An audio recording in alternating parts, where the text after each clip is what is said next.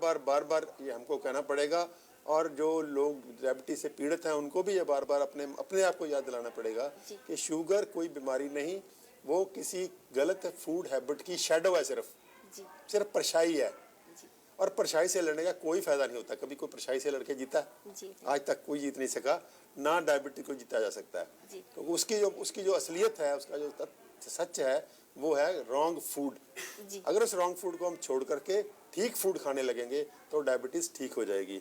अभी उसको जब शुगर बढ़ी हुई है तो जब दवाई खा रहा है जो बंदा, वो कैसे छोड़े, उसके लिए गाइडलाइंस रिवाइज हो चुकी हैं। अमेरिकन कॉलेज ऑफ फिजिशियंस ने उसकी गाइडलाइंस बना दी हैं कि 250 से नीचे शुगर की जो रीडिंग है वो नुकसान नहीं करती। कोई भी अगर ऑर्गन डैमेज होना है तो 250 से बाद में होगा, ऊपर होगा। तो इसलिए डरने की कोई ज़रूरत नहीं है।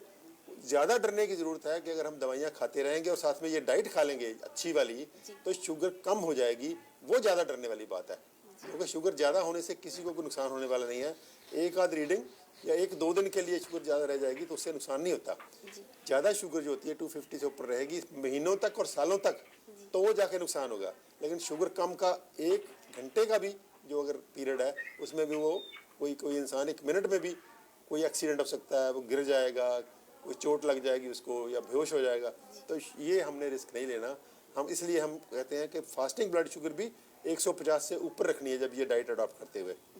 क्योंकि अगर हम 100 वाले चक्कर में पड़ेंगे तो वो 50 पे चली जाएगी और फिर उसमें चक्कर आएंगे और एक्सीडेंट होने का डर है। तो इसलिए 250 रीडिंग है, 250 से ऊपर दवाई खानी होती है, 250 से नीचे दवाई खानी नहीं। वो है एवरेज शुगर, यानी कि खाली पेट वाली, सुबह वाली, और खाने के बाद वाली, यानी कि रात सोते हुए 2 बार टेस्ट करनी है और घर में करनी है। क्योंकि जो बाहर लैब में करवाते हैं वो ज़्यादातर लोग वेन से ब्लड लेते हैं, तो वेन को बार बार पिक नहीं करना। हमको लगभग 1 महीना सुबह शाम 2 टाइम टेस्ट करनी पड़नी है। और घर में वो छोटी सी मशीन आती है, उसको बोलते हैं ग्लूकोमीटर। 1000 रुपये की मशीन है वो मेरे ख्याल में ली जा सकती है। या अगर नहीं मिलती तो हम लैब वाले को ये कह सकते हैं कि आप हमारी वेन से मत ब्लड लो, सिर्फ फिंगर से ले लो। तो सुबह शाम करेंगे हम लोग, तो एवरेज शुगर निकालेंगे। खाली पेट प्लस खाने के बाद वाली डिवाइडेड बाई 2 से उसको तकसीम करना है, वो आ जाएगी आपकी एवरेज शुगर। और एवरेज शुगर को हमने 150 और 150 के बीच में रखना है, उससे नीचे जाना ही नहीं देना। और धीरे धीरे दवाई कम करते जाना, एकदम से नहीं छोड़नी दवाई, अगर फिर भी कोई ऐसा कॉम्प्लिकेटेड